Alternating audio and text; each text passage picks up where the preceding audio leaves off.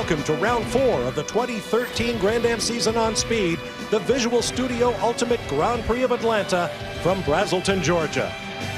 Here come the Daytona prototypes. Boy, oh boy, a big jump by our pole sitter there. Memo Rojas is gone. There's an acceleration lane you have to use. He took off early. 4 wide down into turn 1 at that 100+ mile-an-hour speed Dorsey spoke about. There's acceleration cones. I don't know if he did that one right or not. We'll find out later. It was a heck of a start. Here's your GT group getting ready for theirs. Porsche and Ferrari across the front row. And they're off.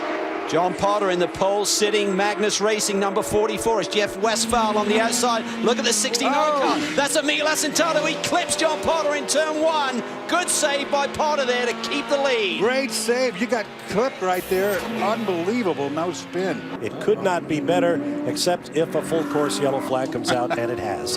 Yeah, and that's probably because we have the Turner Motorsports BMW parked at pit out right there. Oh, that's a tire there. Referee just pulled off, but there you can see a major tire carcass there in the middle of the road. We are green at Road Atlanta. Almost spun the tires up when he got on the throttle up there. Gonna have to remember that, put that in the old bank, memory bank. There's your leader in the GT class, Jeff Westphal, in that Ferrari 458, just behind Andrew Davis in the iconic red, white, and blue number 59 Brumos Porsche 911. This is a sad weekend for fans of that wonderful car and all the decades of racing victories. The team has announced that this will be their last race for the foreseeable future, and that's sad. Here is the leader in the new GX class, Tom Long, that Mazda 6 twin sequential turbo. This car has more goodies on it if you're into technology. This car running flawlessly. Memo Rojas keeping it out all day long, just keeping this car out front. Scott Pruitt now down and away. Darren? This is the GT lead, potentially, certainly track position. May have been someone who stayed out and get an extra lap, may have assumed the lead just for a moment. That's really tight. Oh, and that was Jeff Siegel coming up there. That could have been. He's got hot tires. He pitted before, remember, so he's got temperature in his tires as these guys try and get up to speed. He's going to try to get John Edwards before Edwards gets up to speed in the Camaro. Now everybody trying to make way for the race leader. This is where you've really got to be heads up, because those prototypes just have a little bit more speed, a little bit more grip everywhere. Not so much mechanical, more in the aero phase around the racetrack, but... And that's the slowest corner on the whole racetrack. Take a look at this. Contact, big time. Oh, huge. Hit it head on into the opening. That's Pedro Lamy coming into his pit box as they released. I think it might have been the 5 car. Watch this. The 5 leaves. That was a big hit. Here comes the 3. That was a huge hit. And he hit the pit. The 5s hit the end of that concrete pit wall. barrier. Yeah, watch it. Yeah, watch it. Watch that. Bang. And watch. So lucky a crew member wasn't right there. You're not kidding, lucky. Look at that. Oh, look at it. Yeah, man. He just punched it. That was like 10 mile an hour straight in to the end of that concrete barrier. So lucky there wasn't a crew member for the 8-star team standing on that corner. Absolutely. That's going to be a hurt car, I guarantee you. Here's the GT leader, Jeff Westphal in. We presume we'll see a driver change here. Yeah, he's been a long time now. Yes, he has. Yeah, there goes Balzan, and he is really quick. So can Ferrari get their first victory? They're running 1-2 here for a little bit. Let's see if they can get one of those red Ferraris on the top of the heap today. So Westy back in the frame. What can he? Oh, he locks up. He's off. Cold tires.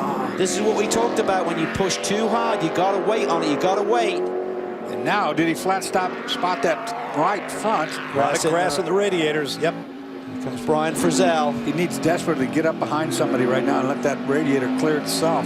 The 70 is in, and up goes the hood. That's not a good sign, Darren. They're looking back at the back of the motor right now. And I'm seeing a lot of oil dripping on the ground, so they've got something serious going here.